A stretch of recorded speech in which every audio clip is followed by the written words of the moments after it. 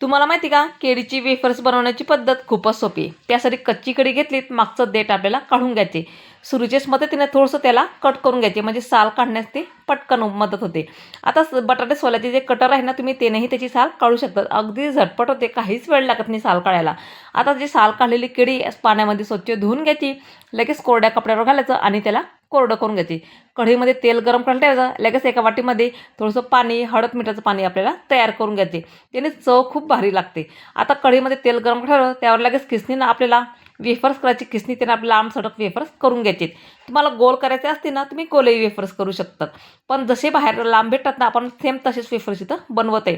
आलटून पलटून करून ब्राऊन रंगापर्यंत तळून घ्यायचे. हळद मिठाचं पाणी आपल्याला 1 चमचा घालून घ्यायचे. पुन्हा एखादी मिनिटं चांगलं तळून घ्यायचे मीडियम गॅसवरती. आता मस्त कुरकुरीत होईपर्यंत वेफर्स तळून घ्यायचे. रंग पण चेंज झाला पाहिजे त्याचा. अगदी आपले वेफर्स कुरकुरीत झाले आणि लगेच प्लेटमध्ये काढून घेऊयात. आता जे बाकीचे राहिलेले केळी जे आहेत ना, ते सुद्धा आपल्याला अशाच पद्धतीने हे तळून घ्यायची. घरी जर बनवता येत असेल ना, तर बाहेरून कशाला विकत आणायचे. अगदी बाहेर मिळताना सेम तसेच केळीचे वेफर्स बनवून आपल्या इथं तयार झालेले आहेत.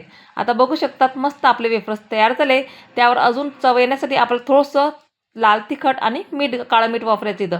अगदी कुरकुरीत वेफर्स इथं तयार झाले. तुम्हाला माझी बनवण्याची पद्धत कशी वाटली ते मला कमेंट्स करायला विसरू नका. एकदा करा आणि कमेंट्स करून नक्की सांगा कसे झाले तर. चला तर भेटू पुढच्या व्हिडिओमध्ये. तोपर्यंत बाय.